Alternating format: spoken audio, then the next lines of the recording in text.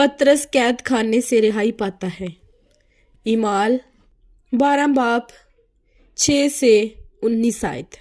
और जब हेरोदिस उसे पेश करने को था तो उसी रात पतरस 2 जंजीरों से बंधा हुआ 2 सिपाहियों के दरमियान सोता था और पहरे वाले दरवाजे पर कैद खाने की निगहबानी कर रहे थे कि देखो खुदावंद का एक फरिश्ता आ खड़ा हुआ और उस कोठड़ी में नूर चमक गया और उसने पतरस की पसली पर हाथ मारकर उसे जगाया और कहा कि जल्द उठ, और जंजीरें उसके हाथों में से खुल पड़ी।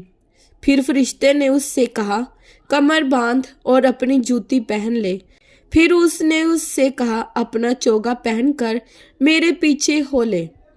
वो निकलकर उसके पीछे हो लिया और ये ना जाना कि जो कुछ फरिश्ते की तरफ से हो रहा है वो वाक़ई है, बल्कि ये समझा कि रोया देख रहा हूँ। बस वो पहले और दूसरे हल्के में से निकलकर उस लोहे के फाटक पर पहुँचे जो शहर की तरफ है। वो आप ही उनके लिए खुल गया। बस वो निकलकर कूचा के उस सिरे तक गए और फौरी फरिश्ता उसके पास से चला गया। और पतरस ने होश में आकर कहा कि अब मैंने सच जान लिया कि खुदावंद ने अपना फरिश्ता बेचकर मुझे हेरोदिस के हाथ से छुड़ा लिया और यहूदी कौम की सारी उम्मीद तोड़ दी। और इस पर गौर करके उस यूहन्ना की माँ मरियम के घर आया जो मरकस कहलाता है।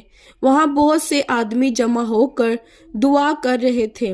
जब उसने फाटक की खिड़की खटखटाई तो रूदी नाम एक लोंडी आवाज सुनने आई और पतरस की आवाज पहचान कर खुशी के मारे फाटक ना खोला, बल्कि दौड़कर अंदर खबर की कि पतरस फाटक पर खड़ा है।